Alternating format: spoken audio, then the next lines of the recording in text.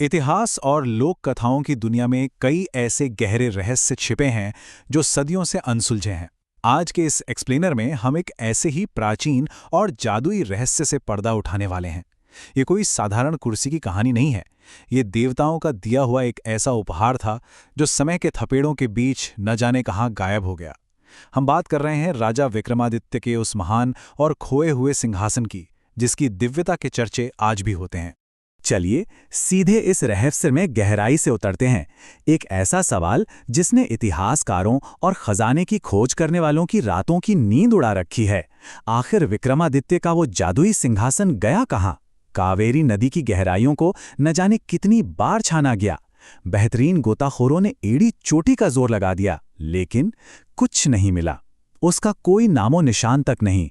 और ध्यान देने वाली बात यह है कि ये सिर्फ एक खोए हुए खजाने की कहानी नहीं है। ये लालच, दिव्यता और एक बेहद शक्तिशाली ईश्वरीय श्राप की कहानी है। सेक्शन 1। एक विनम्र राजा का चुनाव और एक ईश्वरीय श्राप का टूटना। इस रहस्य की जड़ तक पहुंचने के लिए हमें समय के पन्नों को थोड़ा पीछे पलटना होगा। हमारी मुलाकात होती है राजा भोज से, जिन्होंने इस चमत्कारी सिंहासन को जमीन के नीचे से ढूंढ निकाला था। लेकिन कहानी में असली ट्विस्ट तब आता है जब 32वें दिन वे उस पर बैठने के लिए आगे बढ़ते हैं। उनका सामना होता है उस सिंहासन की 32वीं पुतली रूपवती से। यहीं पर राजा भोज ने जो किया वो सच में हैरान करने वाला था। उन्होंने अपना सारा अहंकार किनारे रख दिया और कहा, केवल विक्रमादित्य जैसा महान शासक ही इस ईश्वरीय सिंहासन पर बैठने के योग्य है। जरा सोचिए, एक राजा खुद ये मान रहा है कि वह इस सिंहासन के काबिल नहीं है। उनकी इस अत्यधिक विनम्रता ने साबित कर दिया कि वे असल में कितने महान थे। अब यहाँ जो बात सबसे ज्यादा चौंकाने वाली है वो ये है कि ये 32 पुतलियां कोई मामूली लकड़ी या धातु के टुकड़े नहीं थीं। ये असल में देवी पार्वती की स्वर्गिक परिचारिकाएं यानी सेविकाएं थीं। हुआ यूं था कि एक बार इन्होंने भगवान शिव से तारीफ पाने की बहुत ज्यादा लालसा दिखा दी। देवी पार्वती को ये बात बिल्कुल पसंद नहीं आई और उन्होंने क्रोध में आकर इन्हें श्राप दे दिया। श्राप ये था कि चूंकि इन्हें प्रशंसा की इतनी ही भूख है तो ये हमेशा के लिए निर्जीव पुतलियां बन जाएंगी। और राजा भोज की उसी सच्ची निम्रता ने इन पुतलियों को उस सदियों पुराने ईश्वरीय श्राप से हमेशा के लिए आजाद कर दिया। आइए एक नज़र इस पूरी ब्रह्मांडीय यात्रा के टाइमलाइन पर डालते हैं। इस सफर की विशालता सच में रोंगटे खड़े कर देने वाली है। युग 1, जहां ये सेविकाएं देवी पार्वती के दरबार में थीं। युग 2, श्राप मिला और वे निर्जीव पुतलियां बन गईं। युग 3, ये जादुई सिंहासन भगवान इंद्र को सौंपा गया। युग 4, फिर यह महान राजा विक्रमादित्य के पास आया। उसके बाद सदियों तक ये जमीन के नीचे एक गहरे अंधेरे में दफन रहा। और अंत में राजा भोज की विनम्रता ने उन 32 सेविकाओं को मुक्त किया। पुतलियों के जाने के बाद राजा भोज ने पूरे सम्मान और विधि विधान के साथ उस सिंहासन को वापस उसी जगह दफना दिया। सेक्शन 2, अंडरग्राउंड हीस्ट यानी अंधेरे में लालच का खेल। कहते हैं ना, जहां बेशकीमती खजाना होता है वहां लालच को पहुंचने में देर नहीं लगती। समय बीतता गया और उस दबे हुए सिंहासन के ऊपर एक बड़ा सा टीला बन गया। लोग दूर दूर से उसे देखने आने लगे। लेकिन इस जगह ने चोरों के एक बेहद शातिर गिरोह का ध्यान भी खींच लिया। और इन चोरों का जो संकल्प था वो सच में पागलपन की हद तक था। उन्होंने कोई रातों रात चोरी का प्लान नहीं बनाया। उन्होंने उस सिंहासन तक पहुंचने के लिए एक गुप्त सुरंग खोदना शुरू किया। और ये काम कुछ दिनों या हफ्तों का नहीं था। उन्होंने कई सालों तक लगातार उस सुरंग की खुदाई की। उनका धैर्य और लालच इतना बड़ा था कि आखिरकार वो इस जगमगाते सिंहासन तक पहुंच ही गए और उसे घसीटते हुए एक घने अंधेरे जंगल में ले भागे। और ये दृश्य बहुत ही शानदार तरीके से दर्शाता है कि उस रात उस जंगल में क्या हुआ होगा।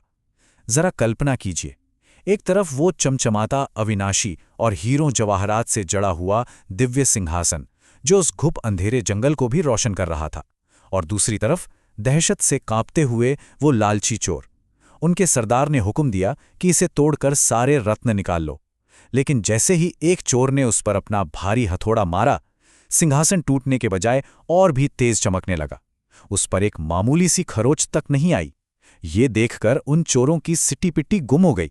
उन्हें लगा पक्का इस सिंहासन में कोई भूत प्रेत या पारलौकिक शक्ति का वास है। सेक्शन 3, एक जादुई वस्तु को बेचना और सबसे बड़ा भ्रम।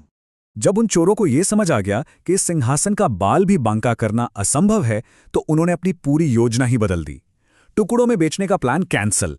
उन्होंने इस पूरी की पूरी जादुई वस्तु को एक साथ बेचने का एक बहुत ही हताश फैसला लिया। लेकिन एक दिक्कत थी, आसपास के सभी राजाओं को इस सिंहासन की असलियत पता थी, इसलिए उन्होंने एक बेहद चालाक साजिश रची। उन्होंने खुद को आम जौहरियों के रूप में बदला और एक बहुत ही दूर के राज्य श्रावस्ती की ओर निकल पड़े।